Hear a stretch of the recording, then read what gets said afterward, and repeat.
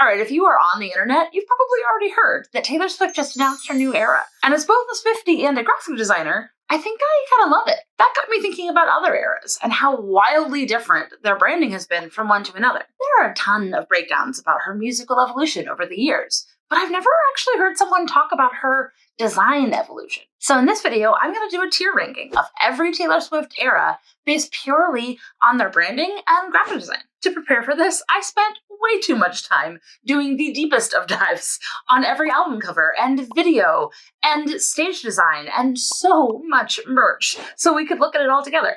If you're new here, I'm Janelle. I'm a graphic designer who normally makes videos on design and freelance life and how to have a creative career without losing your soul. But when I saw the new album drop, I just kind of had to talk about it. This is definitely not my usual content, but if you're into design and creative content, hit the subscribe button because I would love to hang out again. All right, let's rank some eras. All right, so obviously up first we have Debut, which honestly, for being made in 2006, is really not that bad. I think that taking someone's signature as a logo and starting to make that brand recognition and connect it to a person is a really smart idea because it's kind of timeless and it doesn't really feel like set in an era because it's just connected to who that person is. So as a logo that we're obviously going to see extended to other things, there's a reason that signature logos are kind of a whole subset of branding. I think it's a good idea. And in this case, I think it's kind of the smartest decision that they made in this whole kind of baby brand.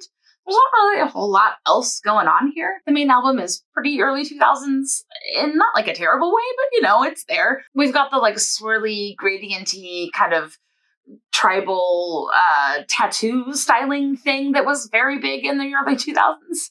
That is, not my favorite, but it's not egregious. We start to see the first little hints of a butterfly that you're going to see carried on. But in my memory, this was way more like butterfly heavy. And they definitely were very subtle in the actual execution. Overall, the actual album artwork, I would call fine. Where you lose me is all of the other design that came along with this time period. Man, this is such a time capsule. But what I think is interesting is how much it shows that this idea of every era being really branded and color-coded and significant and distinct from each other was really a later invention. And in these earlier albums, she really had to kind of go back and do some retconning to make the original thing actually fit in with this more modern idea of this full cohesive story. We're going to get way more into this as I went down the rabbit hole, but originally just looking at this first stuff, it doesn't really have a brand. It doesn't have a color palette. It doesn't really have a lot going, and each thing feels like it was made by an individual person. Even the crazy variation of her signature as it goes from shirt to shirt and piece to piece just gets really wild. And the breakdown of the original photography into this beach boardwalk t-shirt shop thing is just, it's a lot. Anyway, it is what it is. There's a lot of swirls. There's a lot of crazy butterflies. There's a lot of weird styling. Overall, it's not great, but it's also so of the time. And it goes to show how much the idea of a cohesive album visual brand is very much a modern invention and not something that record labels were doing for new talent at this time. Now, obviously, Debut is one of the two we don't have a Taylor's version for. What that ends up meaning from a visual perspective is that they weren't able to go back and make a new album cover and kind of update the overall brand like they have in some of the later ones, which we will get to. But they still had to fit it into the overall era's concept, and that created a problem. So this is the Eras Tour branding that you're probably very familiar with. And the most important thing is that each era fits neatly into a color-blocked grid, right? Each era has kind of a visual symbol, but most importantly, a color palette. Except as you just saw, the actual Debut album doesn't have this green color that's associated with it anywhere. If anything, the only color that's actually on the album is this kind of icy blue color. But as I will get way more into as I go farther down this rabbit hole, we can't actually use that color because we're about to assign it to 1989. So if I'm Taylor's design team, I have a problem. How do I get people to associate a color with an era that I can't redo the cover of yet? I need to inception this green into their brains, but I can't go back and change the actual album artwork. So what do? I make merchandise. So as a reminder, this is every speck of merch I could find from that original era. And this is the merch that is currently being sold to represent the Debut era. I love this butterfly print. It is so smartly done. They work in Taylor's signature. They have the glittery stars and daisies and wildflowers, all of these different butterflies, but they're also introducing a new color story.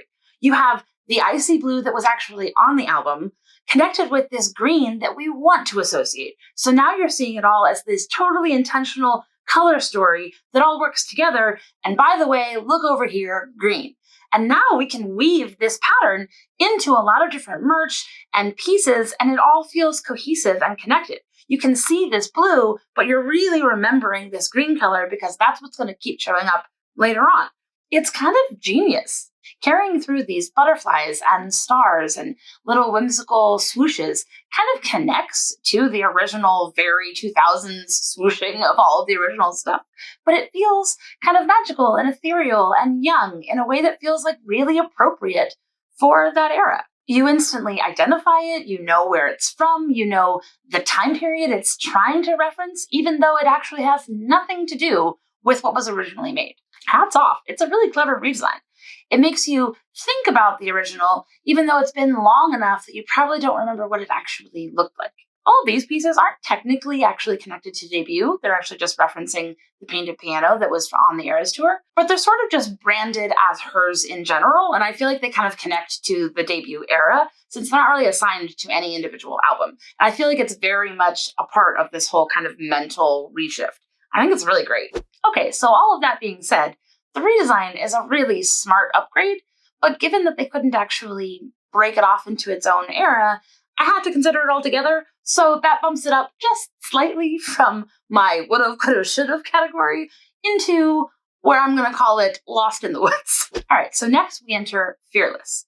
This is the first one where we can actually compare the original design with the re-release of the Taylor's version. So every time we can, I'm going to look at both versions together, but I'm going to rank them separately because I feel like in a lot of cases, the redesign kind of does its own thing and is really a very different animal. So the actual Fearless brand as a logo is fine. They're using the same signature and kind of carrying that over, which I like, but having a really clean, really bold main type. There's not a ton going on. It doesn't have a ton of personality, but it's also not offensive, and that makes it pretty ageless, which I like. Even this gold color that we associate with Fearless didn't actually show up in the original branding. The color we're thinking of is actually just her really gorgeous hair. The overall design of the actual album is pretty minimal. We get our first heart hands, which is cute, but otherwise there's not a whole lot going on in the original. I love how they chose to do this redesign, because if you just see the updated version, you instantly go, oh yeah, that's clearly Fearless. But if you actually look at it, the essence of it is pretty different. For one thing, they washed the whole thing in this kind of golden sepia to keep inceptioning this color palette into your brain when it actually wasn't there in the original, other than her hair. But also the spirit of the photography is totally different. In the re-release, she's free and frolicking in a field. Everything feels very soft and personal, and like she's having these moments of reflection. In the original, it's like very heavily edited, very studio produced, heavy makeup, bright studio lighting, very 2000s directed by a record label, which it was, so no shade. But I love how they were able to take that same basic blocking and shift the feel of it completely into something that feels intimate and whimsical and wistful. It's really quite beautiful. They removed the signature altogether and created a whole new logo type. This font is Carla Sands, and they used it for this Fearless, but they're also using it for this Taylor's version that's going to be the same Taylor's version that they use for all of the other eras in the future, which is a really interesting choice. It's definitely connected to the original Fearless logo, but it has a lot more presence and personality. It's a subtle difference, but it feels more sophisticated, which is really cool. And when you look at the extended branding, the difference becomes a lot more stark. This is all of the merch I could find from the original release. Again, there's not really a color palette or a story here happening, there's just individual pieces.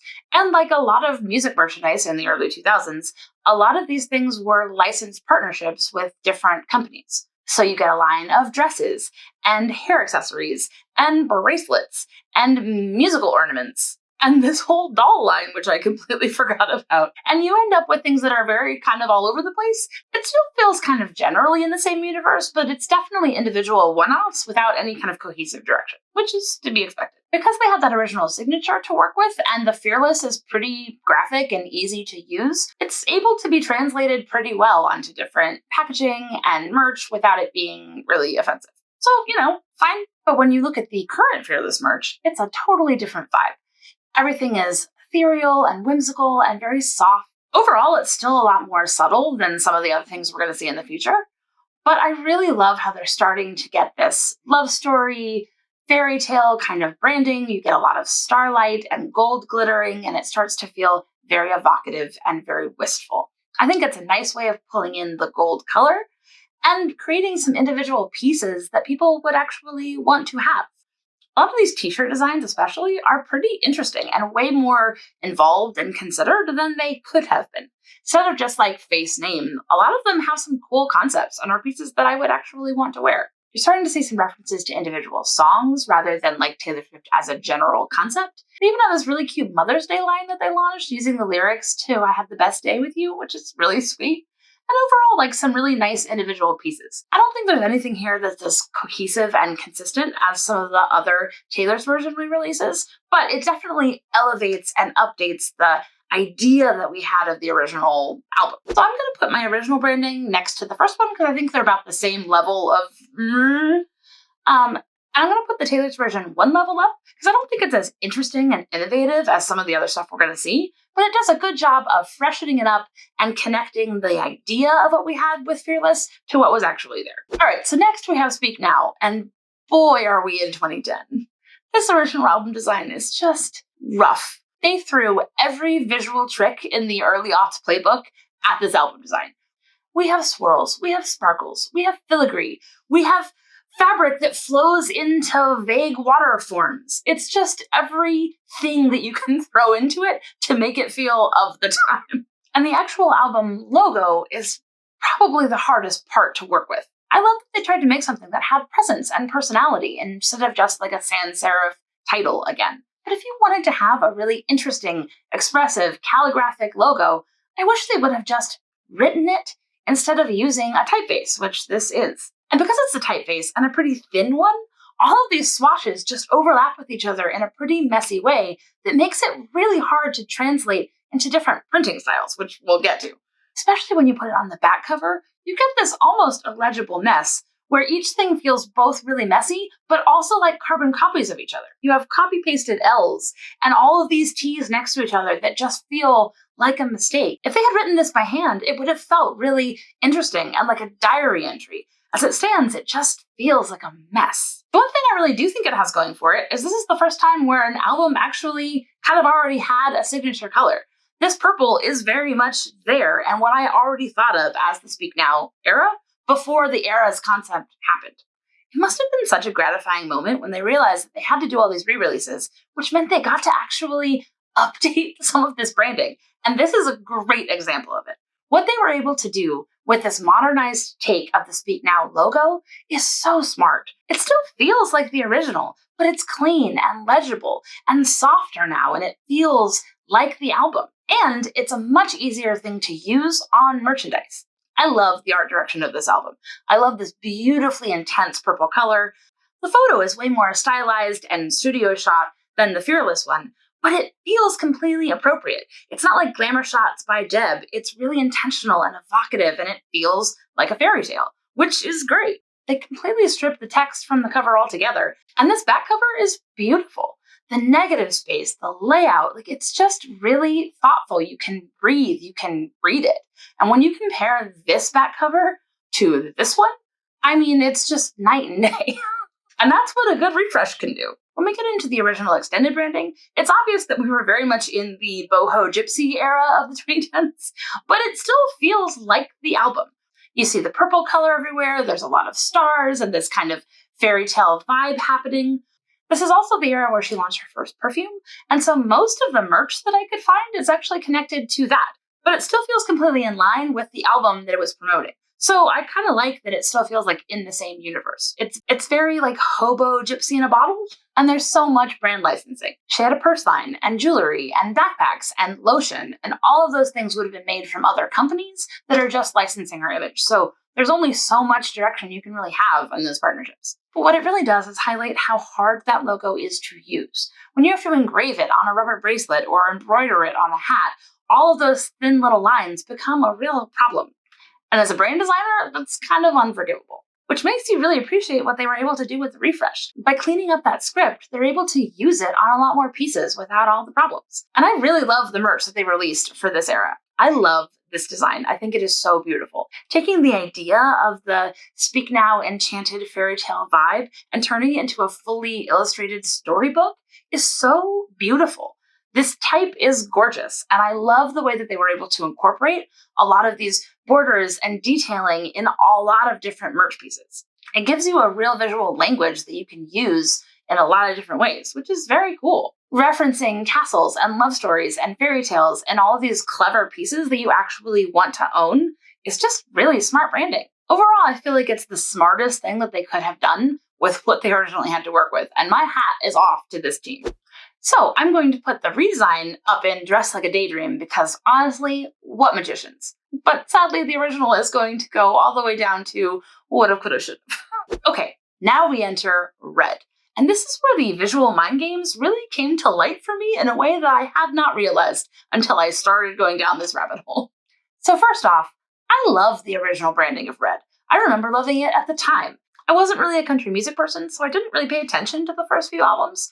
But when that Red album came out, I remember noticing it before I had even listened to it, because I liked the branding. And I didn't even need to hear a line to tell you that this album was going to sound very different than this album. And I was right, it was. If you think about it at the time, it was a pretty gutsy move, both obviously as an album, but also visually. We move away completely from these soft scripts and signatures, and then boom, sans serif, graphic, one word, here it is. This typeface is tungsten, which is in the Babus New adjacent camp, and very much of the era, but it really does the job. It's bold, it's graphic, and it gives you a lot of room to play. I love that they were able to use it as this window pane that I think is really effective in the original design. What really surprised me is that when the re-release came out for Taylor's version, I remember thinking, oh, they took the red font and italicized it, and then they kept the rest of the branding. Turns out that's not actually true. So the Taylor's version here is in the same Carlos Sans as the rest of the Taylor's version logo. But this red is completely different. It might have started its life as tungsten, but it has been completely manipulated by hand in Illustrator. The result is something that feels really custom.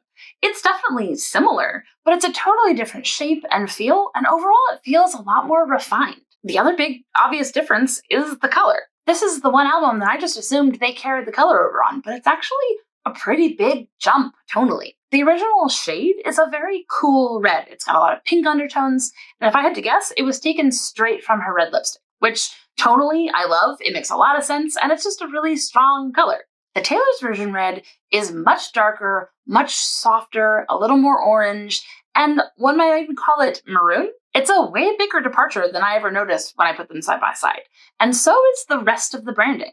So this is the original merch line for Red. It's bright, it's bold, it's poppy, it totally fits the album and the vibe. It's very playful and fun and song of the summery. It feels very 22. They use a lot of references to like vintage high school jerseys and Letterman jackets in a way that I think is pretty fun. Overall, there's not like a ton going on. It's pretty much just like name on shirt, but the vibe is there and it feels very in keeping with this like fun, bright, poppy aesthetic. There's also, again, a ton of co-branded merch. She did a line with Keds, there's a jewelry line and backpacks, but it goes to show you how much easier this logo and brand is to extrapolate onto different pieces, because it's pretty straightforward. You get a lot more consistency, even though a lot of these pieces were probably designed by completely different teams. Overall, it's solid, it's very of the time, and it fits the vibe of the album. Or so I thought, because this is the Taylor's version merchandise. And as you can see, it's a totally different vibe.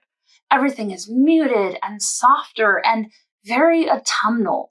You've got cozy cardigans and Argyle. Everything is screen printed and textured and soft. All of the t-shirts feel like vintage tees that you would have found in an attic somewhere. Everything feels really wistful and nostalgic in this very cozy autumn leaves falling kind of way. It's also the first time when they started really using the different personas and outfits from the tour as elements of the brand.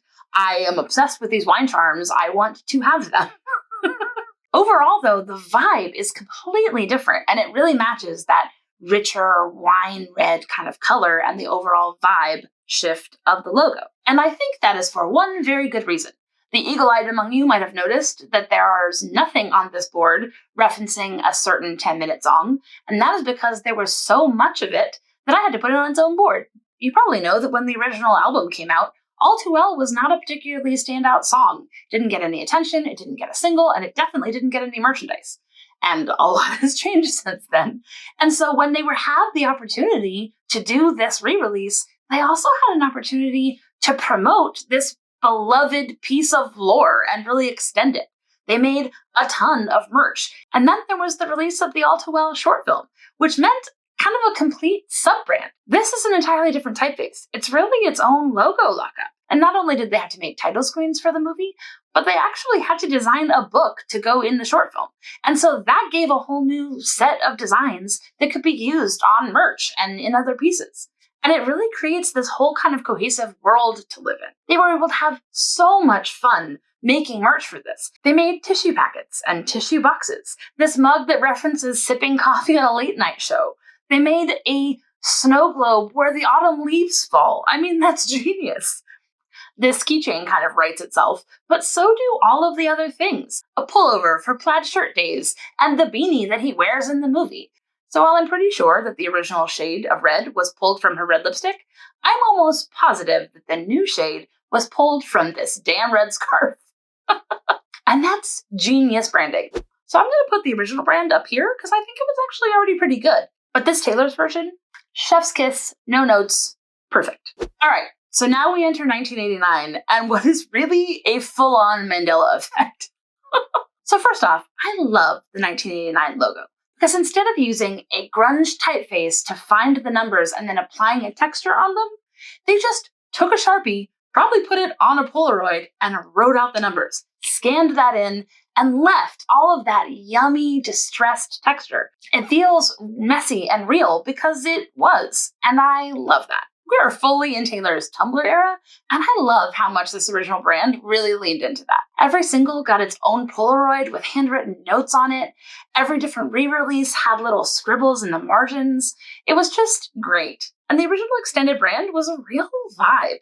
Everything was black and white. And instead of any one color, they used this neon through everything. And they used the actual neon script in a lot of stuff, which I thought was a really clever idea at the time. There was obviously a lot of handwritten Sharpies and Polaroids and graffiti text. It felt bright and energetic and very Song of the Summery, and it totally fit with her most poppy album. And then there was the Bad Blood music video, which had its own sub-brand with all of these posters for each individual character that had a whole vibe to it. The whole thing was cohesive. It felt finally really considered. This felt one step beyond the red branding. Instead of just repeating the color and logo over and over again, this had a lot of different pieces to it. There were a lot of references to individual songs. I'm kind of obsessed with this club jacket using the lyrics from I Know Places. I mean, I would wear this right now. It's very cool. And overall, it just felt like one team was creating all of these things. There were a couple of things that were still co-branded, but everything felt really consistent, and it was a whole vibe. Which is why the Taylor's version branding is such a shock. First time I saw the TV album cover, I remember thinking, oh, they just took the 1989, inverted it, and put it on a new photo. That's not actually true. They're obviously both handwritten numbers, but this is Sharpie on a Polaroid, and this is like a screen print on an old poster. They're a completely different vibe. It's actually a really cool mark. It's just a different vibe from the original. What I love is that they took the time to write out that Taylor's version, referencing that same Carla Sands font, but in a handwritten version. It's really smart, and it adds to the authenticity of this texture. It's really beautifully done. The second thing I noticed when I saw the album for the first time was that they took the seagulls from her shirt in the first Polaroid and blew it up into a real scene, which I thought was a really smart continuation and a way to make a whole new image feel connected to the original without just making another Polaroid. But what I think is so interesting is the overall vibe shift of the entire era. It's kind of like they're trying to make you forget that the original album was a New York-inspired neon black and white album, but instead was this sort of September afternoon at Montauk, coastal New England kind of vibe. I actually really like it. It's just a complete departure from the original spirit of the album, which makes you wonder, why go through all of that effort? But you have to remember that when you're retroactively assigning each of these individual albums to be a chapter in an overarching story, now everything has to make sense to not just what happened, but what is going to happen. She had no way of knowing when she made 1989 the next album was going to be Reputation. And obviously, that one has to be the black and white, punky, gritty album. So when we have the color story going, that has to be black. Now we need to give another color to 1989. So if we take the blue from the debut album, now we can have a completely different color palette, so it feels really different from Reputation. But now we have to go back and kind of update all of the branding to go along with this totally reimagined idea of what 1989 is. So instead of merch that looks like this, we get merch that looks like this, which is, wildly different. When I set that apart and just look at it, it's actually a really cool vibe. And if I don't have that original idea in my brain, it still feels like the album, but it kind of recolors the album. It makes the whole album feel like this kind of nostalgic drive to the beach, which I kind of vibe with, and I definitely hear on the album, but I feel like I hear it with a different lens when I have these visuals attached to it. They took this one seagull image and they ran with it. Man, did they explore this motif. And it really works. This coastal Hamptons sort of vibe carries through all of these different pieces in a way that feels really cohesive. It's very preppy and country clubby, but also kind of 2000s nostalgia in a way that sits at somewhere between a vintage Ralph Lauren ad and a Hollister store in the early 2000s. This emblem that she created feels like a country club in a way that's kind of genius, and I love how many different varieties of merch they were able to make with this. I know that this beach towel has a lyric from Lover on it, but I included it here because they created a brand new merch line in 2025 for this whole summer collection that was all inspired by this very country club thing for 1989. And I kind of love this piece. It came in a little carrying case with checkers that you can take to the beach and play on the blanket, which is kind of amazing. They were clearly having a lot of fun with this line. So while it is a complete departure from the original and very much like a Mandela effect thing where you don't remember what reality actually is, what they ended up doing with it is a lot of fun. So I'm going to put the original in Almost Made the Whole Room Shimmer because I feel like it was already doing a lot right and it was already really cohesive as its own thing. It was definitely of an era, but it was a lot of fun. I'm going to put the Taylor's version in the B tier because I think it was a really interesting execution, but kind of a weird jump in a way that makes me think about it more than I feel like maybe I should. All right, and now we get into Reputation. I am old enough to vividly remember when the original album artwork came out, and there was a ton of backlash over this branding. And it was the first time that people talked about her actual branding as a stylistic choice instead of just the music. Obviously, this black letter logo is a real departure from anything she had done before, but I kind of love it. It's got real style and presence, and it really sets the tone.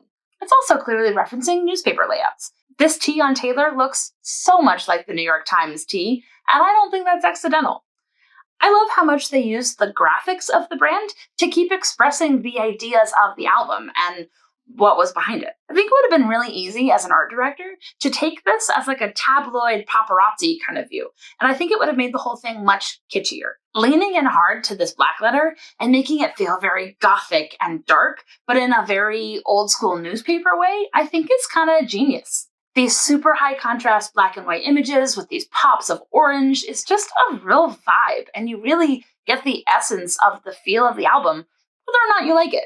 I feel like visually it's really successful. And the way that they extended that out to the larger brand world is really well done. Also, because she wasn't doing press and other exposure for the album, the merch and graphics and stage direction and all of these visual pieces had to carry a lot more weight to express the album and kind of represent it out in the world more than it would have had to in other eras, which is kind of cool if you think about it. Obviously, we don't have a Taylor's version of this album, but I went ahead and separated this board so you can see the original merch that was all released at that time and all of the things that attached to the Reputation World Tour and the merch that's available now and was connected to the Eras Tour. So even though there wasn't a huge amount of time between those, you can kind of see how they're representing Reputation within the larger Eras context and what they did at the time. And when you look at the original stuff all together, it's super cohesive.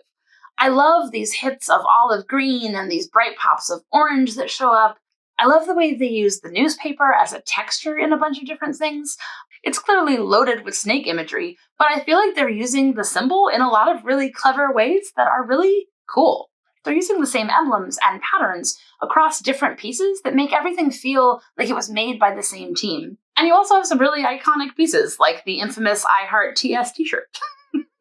As a side note, this is also the first era where they really leaned into Meredith and Olivia merchandise as part of the brand, and I really love this whole little set. So this is everything that came out with the original release, and this is what's representing Reputation in the Eras Tour. Obviously, there's not much of a departure. It's pretty consistent. They have a lot of the same motifs, a lot of the same imagery, and the whole vibe is pretty spot on. I am obsessed with this sparkly pullover, and I think the overall vibe is just very cool. One thing that I did notice is that in all of the new merch, nowhere does it actually say the word Reputation. I don't know if that's a copyright issue that they weren't allowed to use the whole word, or if they just didn't want to promote an album that she didn't actually own. But what's cool about it is that if you shorten Reputation to Rep, now you actually change the meaning of the word. So instead of a t-shirt that says Reputation, you're actually saying Rep Taylor Swift, like I'm repping her, which is a totally different vibe. I don't know if it was totally intentional, but I doubt everything was accidental. So overall, this has never been my favorite era, but I was shocked how much I really loved this brand when I really dove into it. So I'm putting it all the way up in Bejeweled. So now it's time for an extreme tone shift with Lover. Honestly, I'd never really thought much about the branding of this era, and in my brain I just kind of put it under, oh yeah, it was kind of bubblegum, and I moved on. But there's actually a lot more to it than that, and I kind of gained a whole new respect. First off, I love this logo. Instead of using a handwriting typeface, they just wrote it out, and it feels like it was written with a fountain pen. It's just beautiful. It's got texture and expression, and it feels really handmade because it was. And I love the glitter version, which now that we have Life of a Showgirl, has a lot more cross-referencing than I was aware of. Mainly what I realized when I started really looking at it was they just had a lot of fun with this branding. I love the special edition packaging and all the weird vinyl pressings that they were able to do. And most of all, they just made so much merch.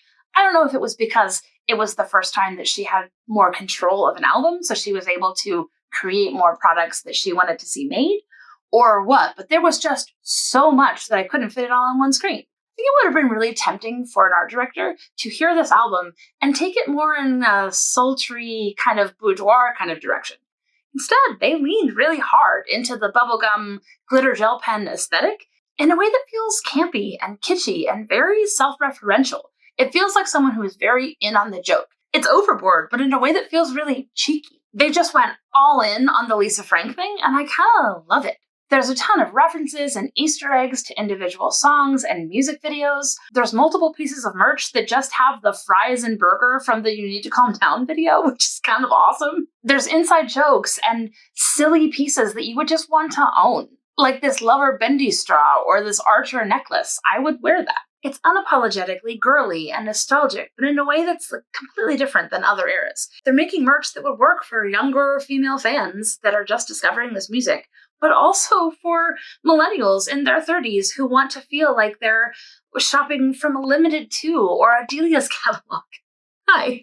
And overall, the vibe is just really cool. You might also notice that now there's nothing co-branded or licensed. Everything feels like it's made in-house by the same team, except they did a huge collaboration with Stella McCartney for this album, with a ton of pieces. And everything feels really vibey, it feels totally connected to the album, and it really tracks, and it feels much more elevated than past partnerships, which is kind of cool. They even did a full sub-brand based on the Man video. They sort of invented a logo for this fake megacorp company, which is awesome, and then created a whole bunch of merchandise and stuff around this one image.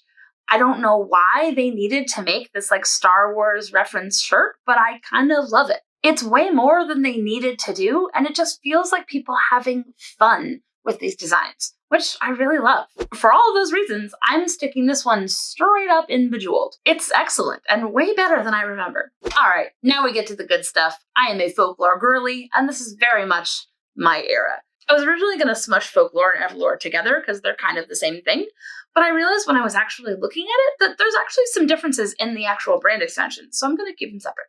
What I love about this brand is the color that's associated is gray, and everything feels like it would be super muted and soft and without a lot of interest. And if you just took that gray, there wouldn't be a lot to do with it. But instead, they clearly created a really intentional extended color palette with all of these accent colors that maybe you might not even be aware of, but they clearly knew internally as a design team what they were working with because it carried out and extended the brand way more than this like black and white kind of gray world could have been. I just did a whole video on color palettes, and sometimes it's hard to see what an extended color palette could look like if it's not like really bright and poppy. But this is a great example of how you can have a really soft, subtle extended palette, but be able to use it to really advance the life of a brand. It's really well done. It's one thing with all these different album variations, but you can see how that same color palette extends to all of the different pieces of merch that they made for this album. If all of these shirts were gray, it would be pretty damn boring. But because they had all of these colors to pull from, they were able to create this whole soft, cozy cottage world that all makes sense together, even though not everything matches. Even the types of merch that they made for this album are completely different. Everything looks worn in and pre-washed. You have cozy sweaters and blankets and candles, scarves and pot holders to bake cookies, and so many pairs of cozy socks. Everything just makes sense from a conceptual level, and it really plays into the cozy vibes of everything happening on this album.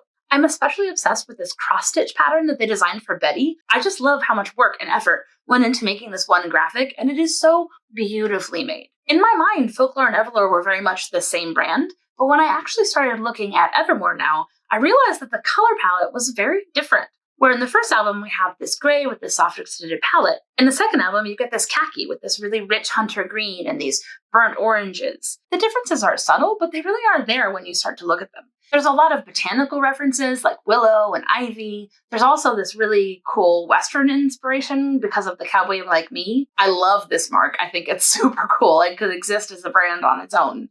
Overall, the vibe feels much more like winter hibernation in a cabin versus Folklore feels much more like a walk through the woods in the autumn with the falling leaves. And the difference doesn't feel like a huge one, but it is there. And I like that there is more of an individual personality than I gave them credit for. I love the actual graphics for these. I love the typeface. I love the rough edges that look like the bleed from a typewriter. It's super cool. My only beef is I don't understand why she added album to these when none of the other logos have that. It feels clunky in a way that I don't feel like was totally necessary. And especially with Evermore, I don't know why you would then add Taylor Swift to it. It feels like a weird difference when everything else feels really consistent and collected together.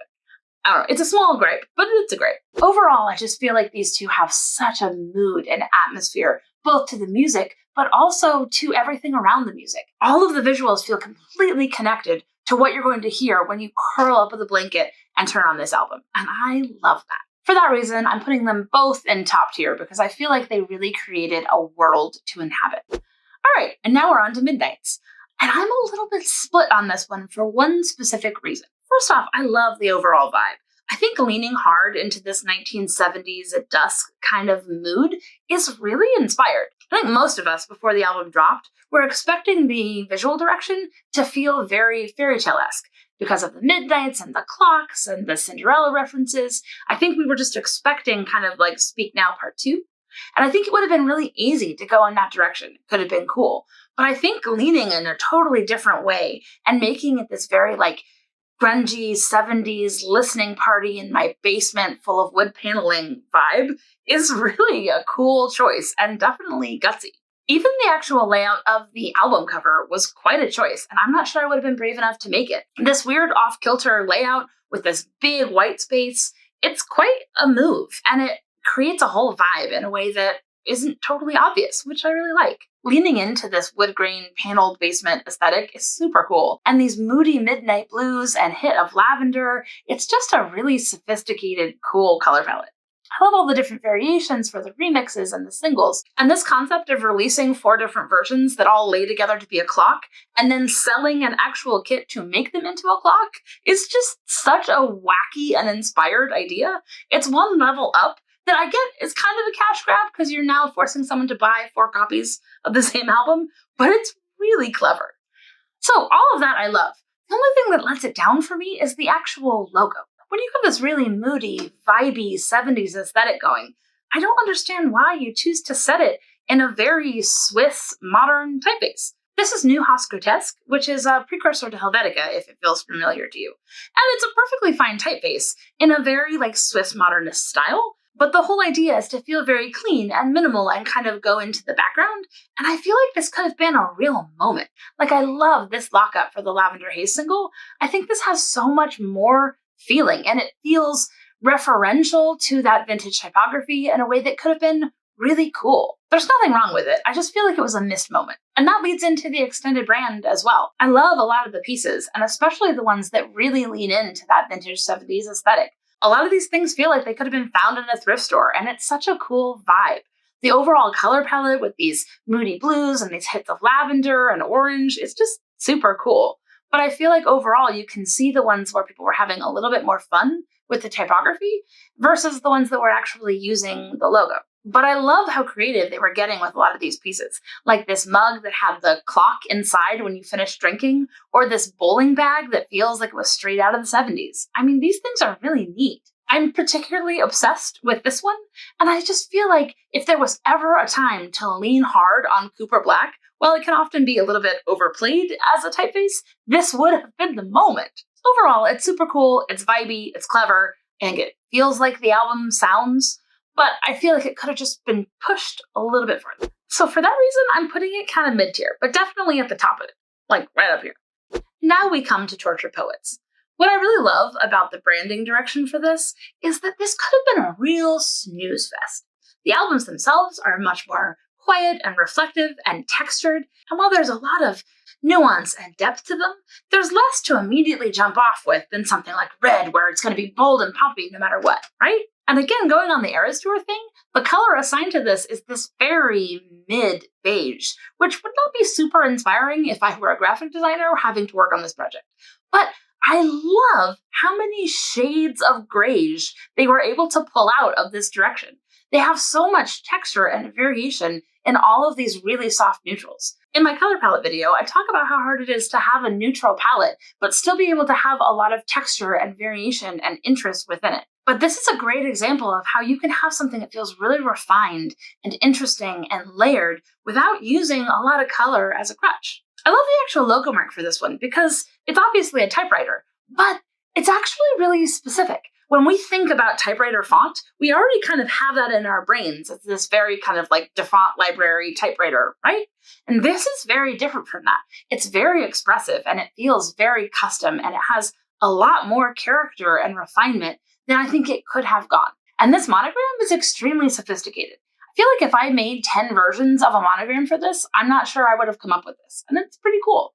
So overall, I feel like they did a lot with this, but I wish they would have leaned a little bit harder into the department idea, because that's such an evocative mental picture. These limited edition CDs are actually my favorite part of the whole brand.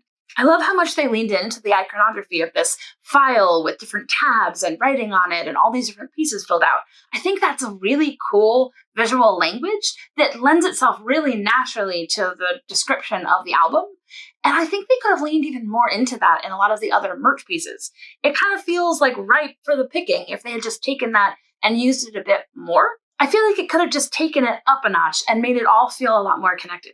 It's a small gripe, but it's there. The other thing that was really cool about this era drop was that they did a full branded experience as a way of announcing the album.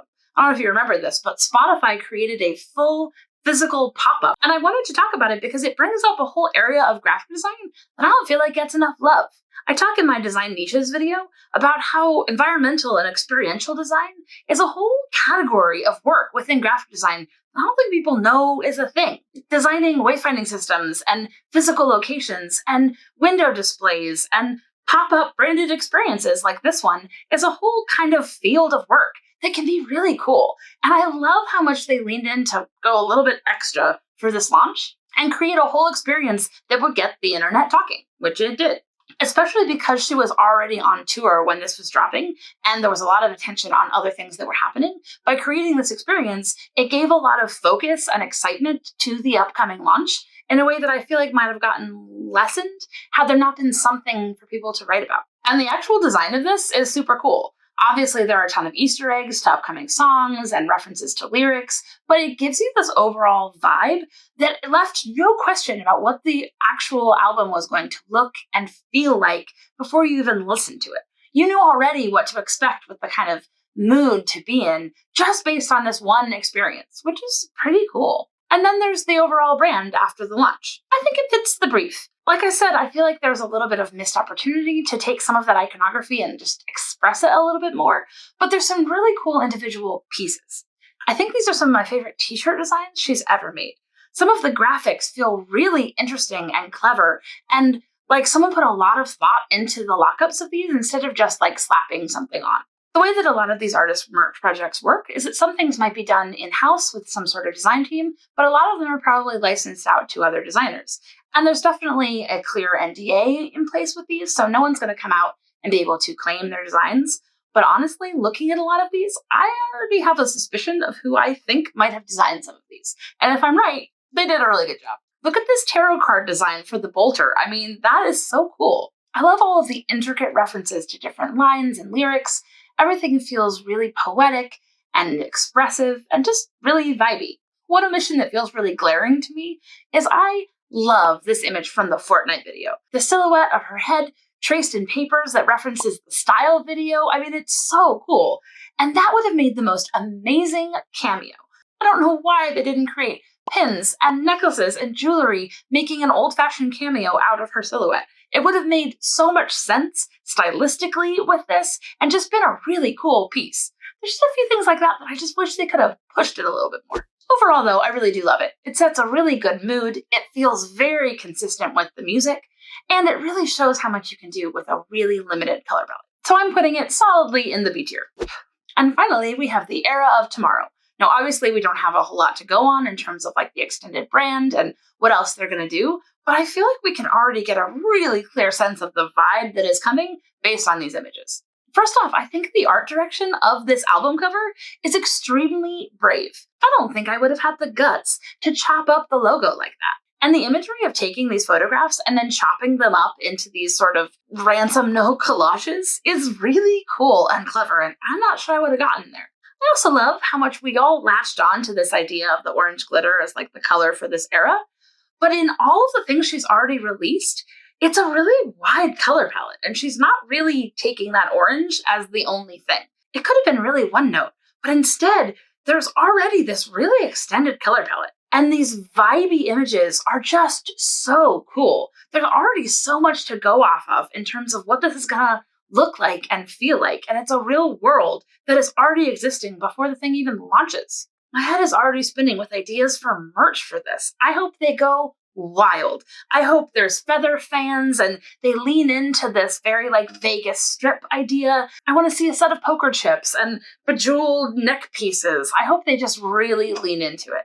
It's very cool, and there's a lot of scope for the imagination in this setting. So I don't know where it's going to go, but I have strong hopes. If you want me to do a full breakdown and more of a review when they actually release more, I would happily keep talking about this. But for now, I'm going to put it in B tier with strong hopes that it will continue to be a really great era. I'd love to hear your hopes for the new brand. What merch do you really want to see? Maybe we can do some fan-made stuff together. That could be kind of fun. Thank you so much for sticking with me in my brief mental breakdown as I put all this stuff together. I had a ton of fun making this, and I'd love to hear your thoughts. Do you agree with my ranking? Do you have a different one? Do you have any hot takes? I'd love to hear. And if you're curious to see how I tackle my own brand projects, watch this video where I make a brand from scratch for a dream client. I'll see you there.